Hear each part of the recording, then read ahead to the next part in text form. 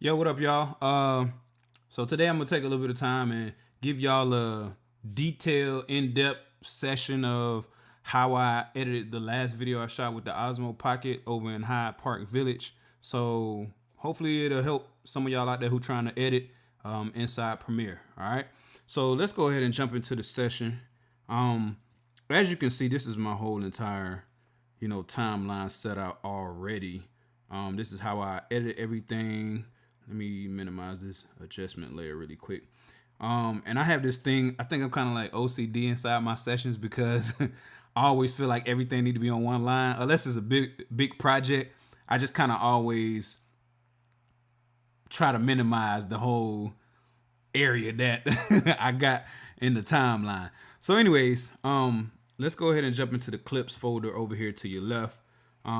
Basically what I'm doing when I'm looking for clips, I'm trying to find like those best of the best clips. I don't want the clips that are kind of like, if I'm panning, it's got kind of jerky, or if the Osmo, maybe the way that it adjusted from light to dark didn't look good. Like, I don't use those clips. I'm pretty much like throwing that stuff out. Well, not throwing it out, but I'm just not using it, as far as what I mean with throwing it out. So let's start with this first shot. This first shot, I did like this crawl real creep shot. It wasn't anything. Let me take off this adjustment layer too. Let's turn it off. It wasn't anything crazy that I did with this shot. Let's see, what number is this? 0271. And for this shot, what I actually did, because if you could see, everything is like almost exposed perfectly. The clouds and the building. I purposely waited for it to kind of set a little bit as far as the sun goes, just so it was one of those situations where the lighting is nice. I don't have to either expose for the front and not a sky blown out, or expose for the clouds and I can't see what the building is and the words on it and stuff like that. So the sun gave me this real soft overlay at this perfect time. So I just kind of, ran with that. So let's see, 0271. All right. So let's let this populate really quick. All right. So there we go. Oh, and this is a side note real quick. If you are using the Osmo Pocket and using like Adobe Premiere, I'm just noticing right now that I didn't do it for this filming session, but switch your format over like to MP4. It's gonna make your life a whole lot easier. The files are populated a lot faster. The MOV files in Premiere, they just like not the best of friends for whatever reason. All right, so let's play this video really quick. And as you can see, it's like a really slow pan. Like very, very slow. Like the whole clip is almost something that's usable. And here's the trick, guys. If you're out there filming, one thing I always tell everybody, I'm like, take your time when you film. So when I'm using like, we're going to pretend this is the Osmo. When I'm using the Osmo, I'm literally panning like this, like really slow, taking my time, looking at stuff, keeping the frame looking really nice. Because if you kind of just like using it and you're just doing this and then you get home and like, oh man, my footage don't look good. Well, it doesn't look good because you didn't take your time and do it. So take your time and film. Okay. So let's go back to this video. So as you can see, I'm going to mark it in right there, and then I'll mark it out right there. And what I've done on this file, I'm pretty sure I probably put it in slow motion, which made it even more dramatic. So let's lay this over. All right, this is in 4K. So we're going to right click. We're going to set it to frame size, and it's going to fill the whole frame. And then if I start, let's mute the audio really quick. If I start playing it, once again, I thought I muted the audio. Oh, here we go. All right. If I start to play it, yeah, you can see how it is already. So one thing that I could do, I know I filmed in 4K at 60, so I could right click, go to speed and duration. I usually slow it down to about 40% on my side. Slow it down to 40%. And then what I took my time and filmed is going to look overly dramatic now, because now, instead of it being in 60 frames, it's going to have more like a 120 frames type look, or even something even higher. So let's see how it looks now. Yeah. See, it's like that very slow creep, like very, very, very slow. All right. And then we'll chop it off right there because that's our first shot. That's what we chose. So it's that really, really, really slow creep. Boom. That's my shot. Okay. All right. Next shot. 0281. Let's see. 0281. 0281. All right. Here we go. Let's go ahead and open up this one. Same thing for this. I was walking down the sidewalk, but I was filming this way. So I'm not just, just doing this like, oh, I'm just walking, I'm just gonna film like that. Nah, I'm really taking my time. I'm walking and I'm filming and I'm looking at the screen, making sure everybody's still kind of, framed up how I want them to look in the shot. But I'm really taking my time, just walking straight ahead. But I have the Osmo Pocket on my side like that, trying to really take my time. So then once we go back into the session, let's play it. You can see it looks very smooth. It's not looking too crazy. There's a couple steps I saw for myself, but for the most part, it's a pretty smooth shot. Yeah, and see, this is what I was talking about with the MP4s and the MOV files. The MOV files, they just act really silly inside of Premiere, like even during playback. The MP4 files, like they're totally fine. All right, so let's mark in here, mark in right there, and then we'll mark out there. And then we're gonna do the same thing we just did with the last clip. We're gonna drop it into our session. It's gonna be a super large file. We're gonna set it to frame first, and then we'll also right click again. Speed and duration. I told you I'm going from 100% to 40%. It's gonna stretch it out really far. And then we're gonna drop it in for our second clip. And then once we play it back, look, it looks really dramatic right there where the sun flare is, which is done on purpose. Just waiting on the sun to kind of dip down a little bit lower. Probably the best thing I could have done was had some ND filters on there, so you would have really been able to make out the sun. But I think for this situation it works because you can see the shadows on the sidewalks from the people walking, so it kind of really pulls you into that frame. All right, so let's play it again. Boom. Very slow motion, very drag. Like I don't know. I love slow motion. So anytime it's like I have an opportunity to kind of really drag out the whole story and the theme of the video, I always would switch over to slow motion and kind of just make things really be like this creepy crawl type footage. All right, next shot of the Tampa Bay garage, 0263. Let's jump over to 0263, which is right here. All right, and then same thing, like what you guys are gonna see every clip, I'm just literally taking my time to film it. I think I filmed this Tampa Bay garage at least twice. Yeah, you could look down here and see in the project window in the media browser, I filmed it twice. Because probably that first one, it probably wasn't as smooth as I wanted to. Or I didn't like how the framing was looking. And in my personal mind frame, I feel like that framing is going to like make or break your shot. It could either be a really dope looking shot or it could be oh, that's what's up. And like every time I'm filming, I'm always thinking I don't want that, oh, what's up, that's what's up, reaction from people. I want people to really just be like, oh man, it's so dope. I like how it's filmed. I love the motion and all this other kind of stuff. And even with the motion, I know I had somebody asking me like, am I doing that in post? I'm not doing any of that stuff in post. Like I just have this whole thing with this leaning and this rocking from like left to right. So I do that every time I'm filming. I usually start from the left and I'll kind of do this rock and then I'll come back to the left and go back and do this rock again. So I kind of film all of my shots like that. So for the Tampa Bay garage one, once again, I'm holding the Osmo next to the camera phone, well, next to my cell phone, and I'm filming it this way. I'm doing this whole rock thing to the garage. So that's what you'll see happen in this footage right here. Let's jump into the footage. Yeah, and you see me kind of doing like this push, but this rock up. Yep. So that's what I'm going to do. And then all I'm doing is marking my in and out points. And this clip is probably what I'm averaging on clips. I might do like anywhere between 8 and 10 seconds, because if I slow that down from 100% to 40%, it's just going to look, it's going to take forever. It'll be my whole 60-second video. And I don't need that. I'm only using about 1.5 seconds to 2 seconds max in my video clips. All right. So let's pull this down. Once again, we're going to do the same thing. Set to frame size. Then we'll also right click speed and duration. We're going to slow it down from 100% to 40%. That's going to stretch it out really far. So let's see how this clip goes and how it plays from one to the other.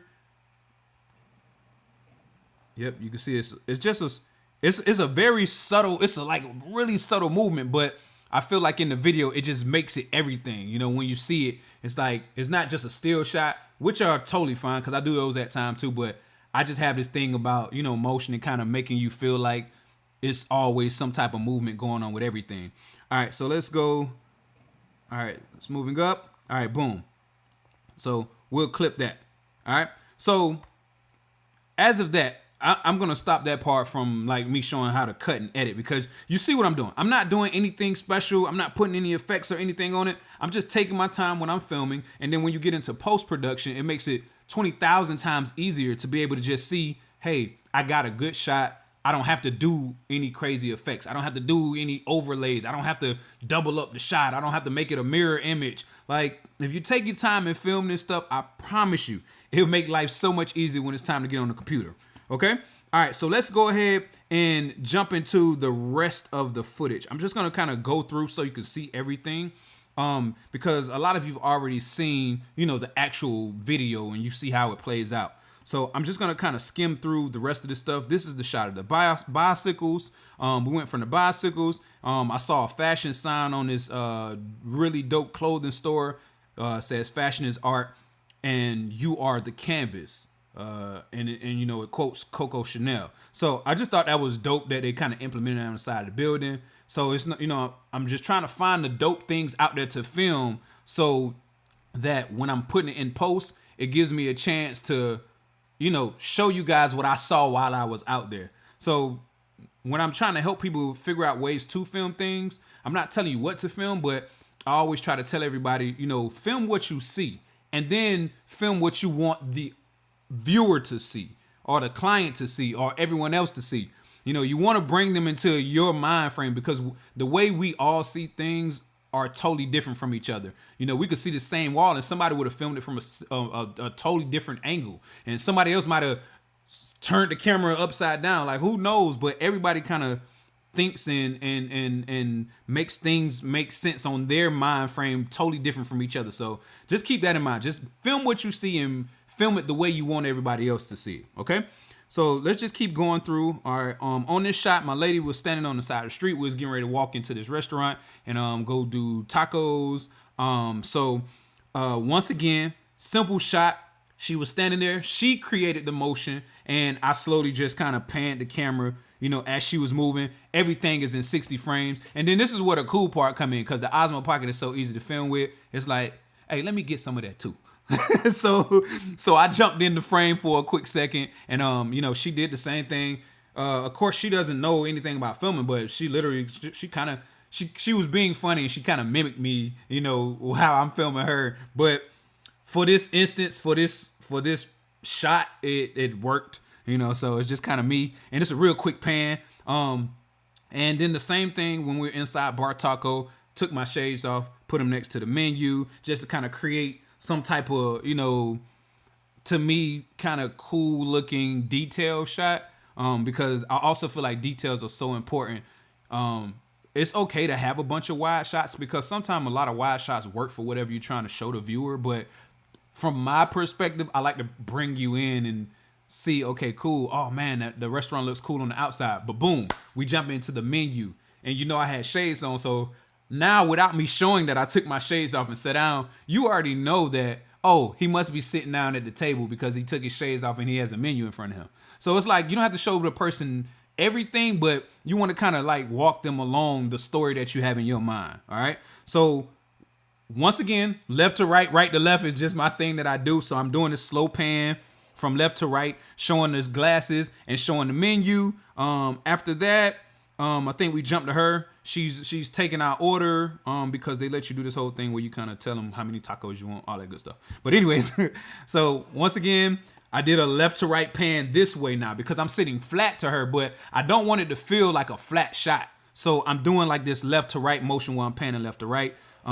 Next shot, you can see I'm back to my same motion, left and right. And let's speak about stuff being flat really quick. I try not to make things flat because I want it to seem like it has some type of depth to it. Even like now, how you guys are looking at me being filmed, but you know, the stuff in the kitchen in the background is kind of blurred out because you know it's not like right next to me now because of the depth it's creating back there is blurred out. Oh, well, yeah, wait, all this stuff back here.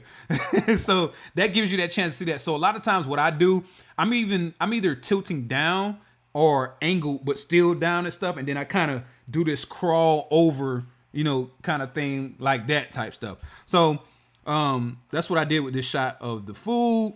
You see it kind of crawled over. What's my next shot? Next shot, I'm just walking with the Osmo, walking down the sidewalk, filming people. I didn't do this one in slow motion because I wanted you to know that, hey, we're done eating. Now we're out moving. We're on the go again. So that's why I went from this slow motion to boom. I'm back to regular motion now, regular speed. Same on the next shot. Stop sign. You know that we're walking. We've become, even if you're not there and you don't see it, you know that I've made it to an intersection. It's a stop sign. I'm showing you what intersection I'm at. And once again, what did I do this time? Instead of just kind of filming the stop sign flat straight on, I gave you this angle and I put the stop sign and the street signs up in this blue sky, which is beautiful. And the stop sign is red and the street signs are this dark color, black or whatever they are. So it kind of creates that separation for me without trying to figure out how I'm going to create separation. I hope that makes sense. So once again, you know, giving you that angle. So now if I'm rotating like this, you know, is just that, because if I would have tilted straight ahead, you would have saw the buildings, you would have saw the people walking and stuff like that. And the thing I try to do, I try to keep people out of this video as much as possible. So, you know, it's kind of tilt left to right, which is what I did there. The cupcake ATM, same thing, guys. You're gonna see me kind of doing this walk in, this push. That's like the same thing I'm doing like on every shot. Walking and pushing, panning, all that good stuff. Here we go with these MOV files again, acting crazy. All right, hold on. Let's see if we could get it to snap back. Come on. Sometime today. All right, cool. Here we go. All right, so this was a walking shot where she was walking inside. And once again, put it in regular speed because I want you guys to know that we're moving. It was regular speed. The guy's walking, slow motion of the stop sign, slow motion of the ATM, boom, back to regular speed because we're moving. We've made it inside the store and we jumped to the sprinkle sign, the I love sprinkles, and it's giving you this pan once again. So, I mean, that's like my whole process, guys, every time I'm filming. Looking for details, looking for angles. The sprinkles cupcake booth, it was flat to me, so I'm panning left to right now, like this way, you know, or if I'm looking at you guys, I'm panning left to right this way, you know, instead of this way because I'm not going to be able to give you this depth to it. Or I could have jumped to another shot and filmed down on the cupcakes and went this way. I probably didn't because, I don't know, maybe because of the glare or something like that on the glass. Who knows? All right. So this is just a random shot, but it worked perfectly. My lady was filming when I grabbed the receipt. It goes from that to I got another detail shot. It was like I thought it was dope. The bottles were kind of like on these stairs and they had them there, and I filmed it as a detail shot. So side note real quick about detail shots. Everybody look at detail shots totally different. The way Sean views detail shots is, I think they're perfect for transitions. So every time you see like, okay, cool, I'm walking, I went to the stop sign, you know, then I went from the stop sign to another shot that was doing something totally different, but it didn't break your concentration and your understanding of knowing what was going on because it was like this detail shot where it was literally like, I put it there for a transition. Did it mean something? Not totally. But right now, it's like, okay, cool. You saw me grabbing the receipt. So I jumped to a detail shot. You know what's on the counter. You can still see the girl at the register right there. What are we doing the next shot? Now she's brought the cupcakes to us. She's bagging them. She's putting everything together. My lady grabs the bag. She's walking off and I'm backpedaling all the way back to the front of the door. So now, you know we walked outside with the cupcakes. What happens now? I go back to B-roll style, detail style stuff. You know, we started with the opening of the cupcake box. So that I thought was really dope because of course you guys want to see what these red velvet cupcakes look like that taste so delicious, right? It's like you got to show the cupcakes. It was like, why wouldn't you show the cupcakes and you were just in a cupcake shop? So, you know, real dramatic box open, slow motion. let her open the box, and then it jumps from there to another detailed shot. Boom, fork into the cupcake, like, yum. Jumps from there back to regular motion because she was literally like stuffing her face, and I thought it was the funniest thing ever. So I let the camera just kind of run. Then here's another, like, I feel like a kind of like, I don't know, stylish detail shot, because this kind of like was my salute the sprinkles inadvertently though. I wasn't really, trying to be like, oh, we're gonna salute the sprinkles.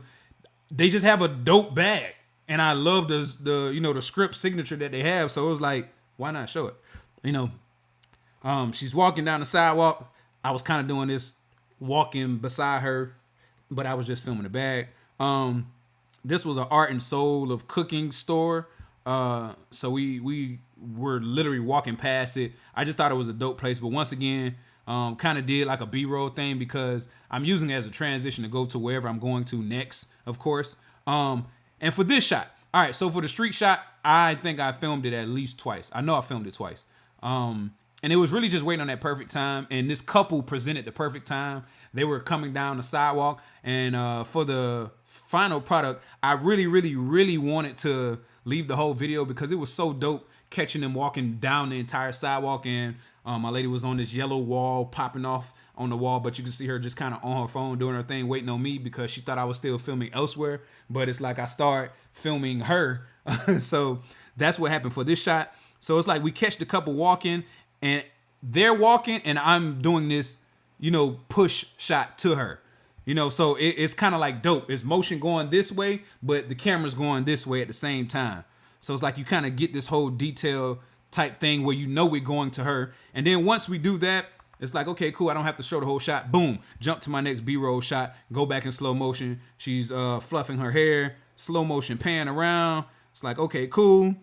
Next shot. I think I dipped back to it being in like regular speed because she got ready to walk away from the wall. I jumped back in front of her, walking backwards once again so I could kind of get that shot. And then on the next shot, I just kind of whipped around her with the Osmo Pocket, and that's where everything faded out.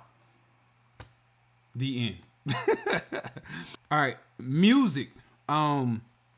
So where I actually pick my music up from, I have an account with them. It's Artlist.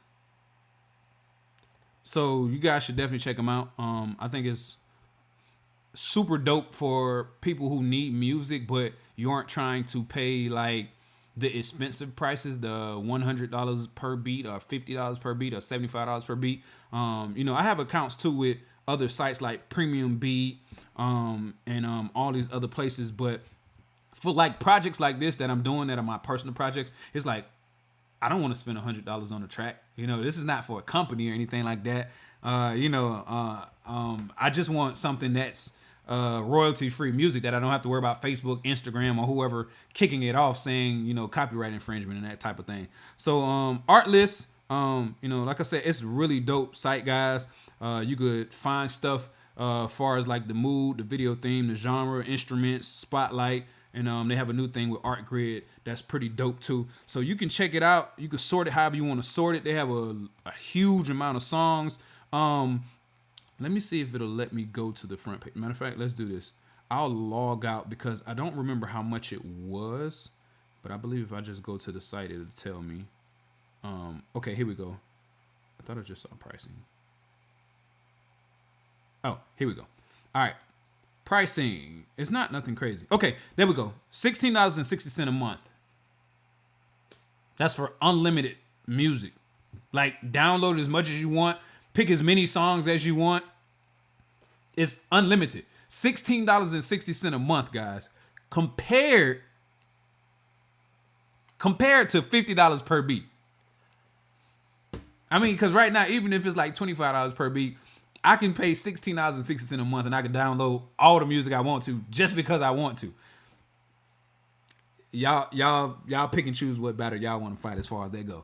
The music, I'm still getting a little bit familiar with the whole entire site, but I will say this: they have some very dope, very usable music for even like productions if it's a paid gig of that type of thing. So it's like, I would definitely say if you're trying to get into that, arena of using songs that sound like they're built for the filming that you're trying to do, check out Artlist. I mean, that's probably going to be the most cost-effective one you're going to use. I love Premium Beat to death, but I mainly use it when I'm doing like my corporate gigs or when I'm filming weddings, because for that instance, it was like, okay, cool. They're paying me enough. I'm charging them enough to say, hey, this $100 for a beat, it makes sense now. You know, for me to go film in the park, it's not making any sense for me to go spend $100 for a beat. But once again, y'all pick whatever battle y'all want to fight as far as they go. All right, so there it is. Shout out to Artlist. Definitely appreciate them, and they didn't pay me to say that or anything like that. No sponsorship over here, not yet. Maybe they'll hit me up after they see this video. So jumping back into it, the song that I chose for this one was called "Hit the Road" by, I think is Visha's, something like that. I'm probably butchering the name, so I apologize. But the thing that I do, guys, that I would say I think is something that I hear a lot of cinematographers do, especially when it comes to like movies or commercials or especially music videos. They try to build the content around the beat or how it sounds or how it feels. Because I think the hardest thing for me to do every time when I go film is to come home and try to find that perfect audio track to go with it. It's like, man, okay, this will not feel good. I probably sit in here for like 30, 40 minutes and try to go through music just to figure out what in the world I'm going to use. So if you listen to the track, you kind of get the feel on how it's building up. You can hear it. And I'm switching through. Like, I can snap when it's going to switch beats. When it's going to switch shots. Boom. Boom. You know, like, so it's like every time I'm on beat, I'm going to switch shots. Like, every time. It's never going to fail. I don't even know how the beat is, like, going in and out because it's not off. But yeah, you get the whole gist of it. You know, it's this thing I do. I just like to cut the visuals to the beat. It has to be, like, going on the whole time. Even the way the pan is going, the way it's crawling. I love to, you know, kind of just do this whole build up with the music, with the beat, how everything going, because I think it all just kind of pulls the viewer in. So that's something important. So, you know, it's not going to be anything I think that you're going to pick up immediately, but if you just try it and practice it, it'll all start to make sense. So be mindful of that. And then picking the music, like I said, it's so important. You know, I couldn't pick like a crazy up-tempo wild song. It just wouldn't have worked for that, you know. So whatever, it is what it is. All right, so let's look down below up under the actual music track. You see like a lot of sound effects, and what these are, the ones that say DJI are the actual audio from the Osmo Pocket. And what I do with that is I use those as their ambient noise, you know. So when I'm filming, I try to stop talking unless, you know, whoever's in front of me, and I have to kind of coach them through what I want them to do. Other than that, I try to stop talking because I use that ambient sound in the actual clips. You know, I want you to know where we are, you know.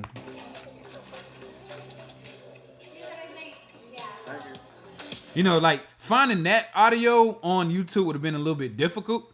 You know, because it's like, oh, man, I don't really know what that sounds like, you know. So a lot of this stuff, I would go and just kind of create things. So like this whole right here, this is like these are just crowd sounds. It's not even the people that's in the shop. It's just, I went on YouTube, crowd sounds. Had a whole bunch of them. You know, I took the time to go through and listen to them to see which one that I felt like would fit and sound like people talking inside of a store. Cool, boom, there it is. You know, so it's like a lot of this stuff. And even at the beginning, or even on this part where it's like the signs and stuff, you hear the birds chirping and stuff, that's not from the Osmo Pocket. I went and searched for it, you know, birds chirping, that type of stuff. You know, but the thing about it, it puts you in that atmosphere. It puts you there as a viewer. It's like, oh, okay, cool. It was birds out. It is sunny, so I believe it was birds out. It's like, yeah, okay. I don't want no birds out. You know, this shot of her standing by the street, I have some ambient sound from the Osmo Pocket, but I went and found like cars passing by sound effect. I just Googled it. That's it. You know, or even that, for instance, that's a restaurant sound, but it wasn't from the actual restaurant. It's like, once again, it's a crowd sound effect. But being that you wasn't there, you don't really know that. So guys, work on your sound imaging and all that kind of stuff. And I think that's it, guys. I hope I didn't really leave y'all out on anything. I hope this helped. Sorry it's so long, but I felt like, a lot of people been hitting me up asking me how do I edit and what goes on in the editing process. So I apologize again for this crazy long thing, but look at it like this. It was a free class for today. So I'm gonna try to do a few more of these, and got a new website coming out soon. So, they'll be on that side for the people who subscribe to the channel and stuff like that. So this will be probably something that's gonna be paid for down the road or whatever. So guys, I hope this helped. You already know, if this is your first time on the show, make sure you hit that subscribe button. And if you're not subscribed already, hit that subscribe button. The bell next to it, make sure you go ahead and click on that bell, because that sends you notifications and lets you know every time that I have uploaded a new show. If you want to get in touch with me personally, pixandflix@gmail.com. My website, www.pixandflix.com. I try to reply and answer every comment. So if you got a comment about anything or any questions that I didn't touch on, leave them in the comment section and I'll get back to it. As always, guys, thank you for the support, and I'm out of here, man.